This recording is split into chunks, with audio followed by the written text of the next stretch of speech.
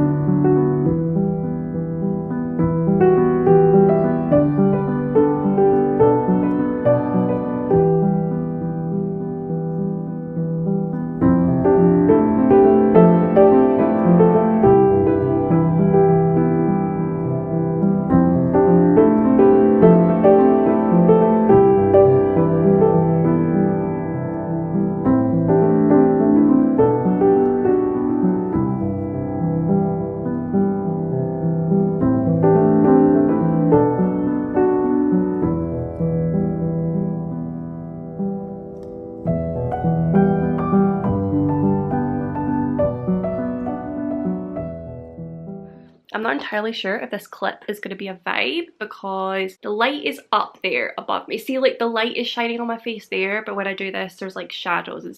It's just gonna have to do. We are doing an update in this position. It's happening. I'm here with my little cup of tea. It is now Friday night. I should probably mention that. It is Friday night and I have a new mug. Is it not just the cutest thing you've ever seen in your life? It's a pumpkin.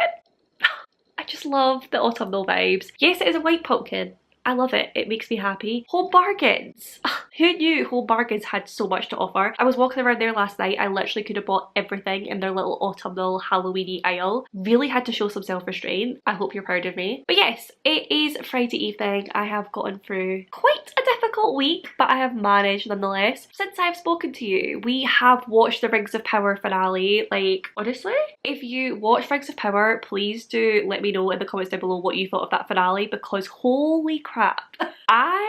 There was a lot of reveals, there was a lot of twists, there was a lot I did not see coming, and honestly it's freaking amazing. Like, in my opinion, Rings of Power has blown House of the Dragon out the water. Like, I feel like if I was watching House of the Dragon without Rings of Power, I probably would be enjoying it, but because I'm comparing the two, I'm kind of just like, House of the Dragon's got nothing on Rings of Power. It just really doesn't. Like, it doesn't. So yeah, very frustrated that I'm gonna have to wait like at least a year for another series, but I guess I'll just have to live with that. But in terms of reading, I have actually finished a book. I finished reading Kingdom of the Wicked by Keri Maniscalco. Like I said, this is for my Patreon reading vlog, so I won't go into too much detail, but I did end up giving this one 5 out of 5 stars. I freaking loved it. Like, I don't know if part of it is because I'm just coming back into the fantasy era, so that I'm just loving fantasy at the minute, but this was everything. Like, the witchy vibes, the feminist vibes. I absolutely love Emilia as a character. I think she's amazing. She's so strong, such a badass. I love like the rage in her and how that comes out. The romance, like slow burn, very complicated romance between her and Wrath is just, honestly, I love it. It has me on the edge of my seat. I am rooting for them, but I'm also confused because if you've read this book, you will know that the ending it brings up a lot of questions, I'm not gonna lie. So I need answers. I am definitely gonna have to order the second book immediately. I am trying not to spend money at the moment, but I need to know what happens next. So yeah, I think I'm gonna have to order the second book and get to it ASAP because I just need to know what happens next. I need to know. Who would have thought it at the beginning of this year India would be raving about fantasy series? Also, in the acknowledgements, I just read them, she mentions Fairy Loot. She literally says, book bloggers, bookstagrammers, librarians, teachers, booksellers, the Bookish Box, Beacon Book Box, and Fairy Loot. Your excitement for this book is the stuff dreams are made of. Thank you for all of your support. I love that. I love the little acknowledgement of the Fairy Loot fam. So yeah, 5-star read out of the way for this weekly reading vlog, which is very exciting. I'm not sure what my plans are now. Like, I think I'm going to spend the rest of the evening editing the vlog for Patreon so that I can get that uploaded. So I'm not sure if I'm going to read anything else. I may well end up picking up my audiobook Stalking Jack the Ripper, also by Keri Maniscalco, as I have already mentioned. I have not actually started that one yet, but I definitely want to start it ASAP. Especially if I can't have Kingdom of the Cursed in my life, I might as well have something else Keri Maniscalco in my life. Logic. I do still want to read the vampire graphic novel that I was banging on about in my last update. I'm not sure if I'll get around to that tonight. Hopefully I will get around to it over the course of the weekend. But yeah, that's it. That's the update. I'm gonna go ahead now and drink my cup of pumpkin tea. I mean, it's green tea in a pumpkin mug, but it sounds cute when you call it pumpkin tea. And I'm gonna go edit my Kingdom of the Wicked Patreon spoilery reading vlog.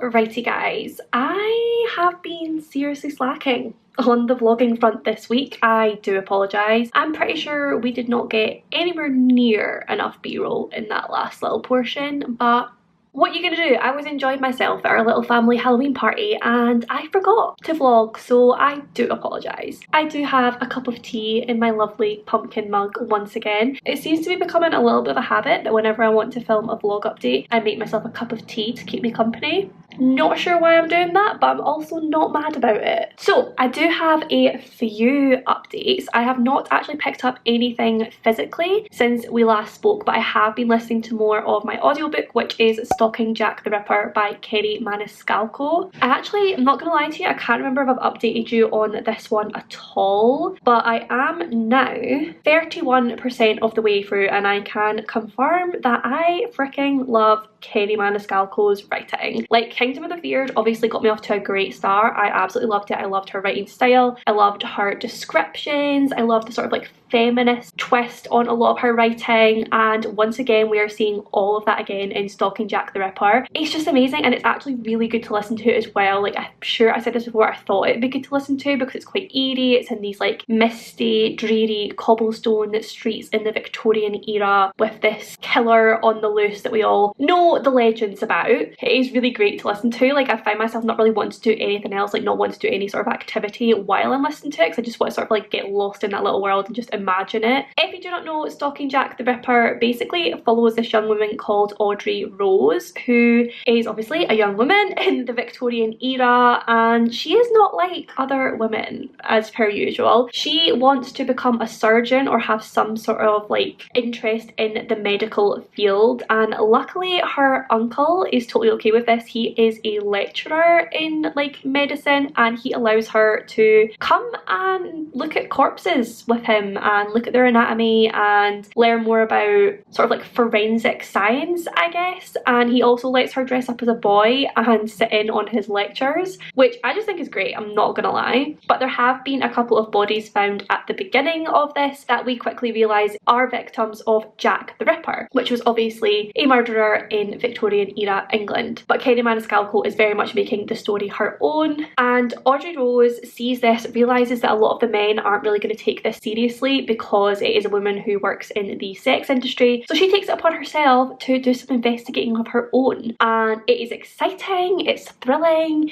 it's eerie, it's dark, it's fun. Honestly, I'm just absolutely loving it. And my camera's gonna die, so I'm just gonna change the battery. Okay, hopefully the angle hasn't changed too much. I don't know why that always seems to happen to me, but yeah, I am absolutely loving Audrey Rose as a character. She's such an interesting young woman. She's strong, she's intelligent, she's happy to be a woman but just isn't happy with the constraints put on women, so she's very much working within the boundaries that's been put on her and sort of pushing at those as much as possible. There was a line in this very recently where she said she wanted to be pretty but fierce, and why can't women be both, which I thought was such an interesting idea, because a lot of time you do get, when books are talking about women in these periods, the women are completely against everything that is within their sort of realm and they only want to be outside it. So I thought it was quite interesting to be looking at a character that kind of wants the best of both worlds. I absolutely love the medical part of this, like the looking at cadavers, and like it is quite savage at times, I'm not gonna lie. It's kind of like Kind of the Wicked with that. There was some very violent scenes, and in this there are some quite gruesome scenes about them sort of like cutting up bodies and what they're finding, but I absolutely love that, and it's making me want to read another book on my, I can't remember if it's on my October TBR or on my autumnal TBR, but it's called Anatomy, and I forget who it's by right now, but it's making me want to read that because that's also about a young woman who wants to be a surgeon in the Victorian period and her journey with that. There is a character called Thomas in this who is another student of her uncle's, and Audrey and Thomas are kind of, it feels like enemies to lovers. Like at the minute they are annoying the crap out of each other, but they're kind of investigating together, and it feels very similar to Amelia and Raph in Kind of the Wicked, because there is this sort of like flirty banter, but it's like, it's the same as it was with Raph and Amelia in that Raph is kind of like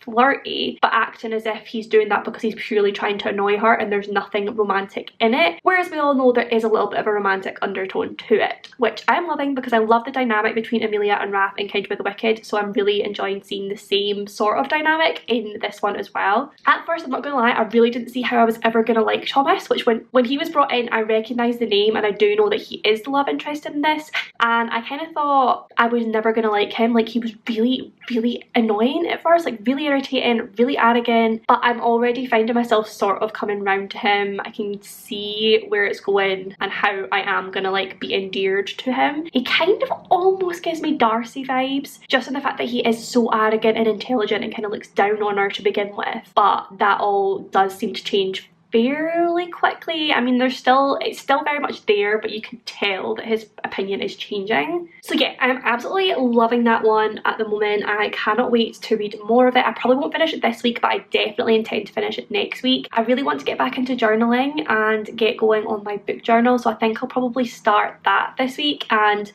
listen to a lot more while I am doing so. But those are all the reading updates for the moment. I do, however, have a couple of exciting book mail items to talk about. So first of all, I have already opened the first one because I just couldn't help myself. I was too excited, but I did receive my pre-order of It Starts With Us by Colleen Hoover.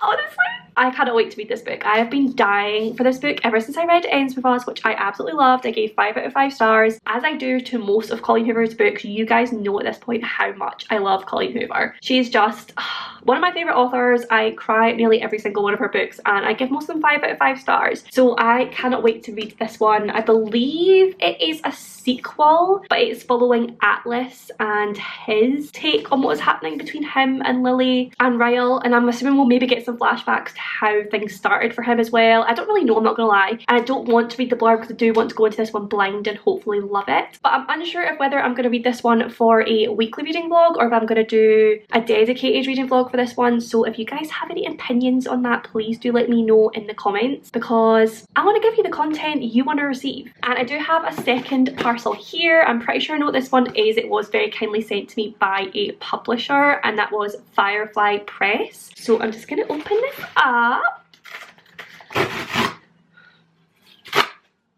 So in here we have, oh my god, it looks so cute. So this book I believe is coming out in April of next year, and it is called The Dark and Dangerous Gifts of Dolores Mackenzie by Yvonne Banham. This is the uncorrected proof, but I'm pretty sure there is, yeah, I don't know if you can see it, but there is a picture here of what the final cover is going to look like. It looks so cute. Honestly, I can't wait to read this one. As soon as they got in touch with me about it, I just thought it sounded like such a good story. So the blurb says, when Dolores Mackenzie is chased home by a restless spirit, she is sent to the mysterious uncles in Edinburgh Old Town to learn how to control her unusual gifts. Scared and alone, she finds her new home at the Tollbrook bookstore is full of curious surprises, some welcome, others less so. But when a sinister apparition threatens the lives of her strange new housemates, Dolores must gather all her strength to save them. It says this is a sumptuously spooky story imbued with Scottish folklore and the rich atmosphere of Edinburgh. Honestly, could anything sound more perfect? Like, it's spooky, it's set in Edinburgh, it's full of Scottish folklore. Honestly, I cannot wait to read this one. I think I'll be picking it up really soon because I'm that excited for it. So you'll probably get my thoughts for it very, very soon. But thank you so much to Firefly Press for sending this out to me. Cannot wait to get to it. So yeah, those are all of my current updates. I am planning on reading that graphic novel that I keep banging on about tonight. So I am on a lunch break from work right now. As soon as I finish, I am planning to read that. So I'll be back with an update later on.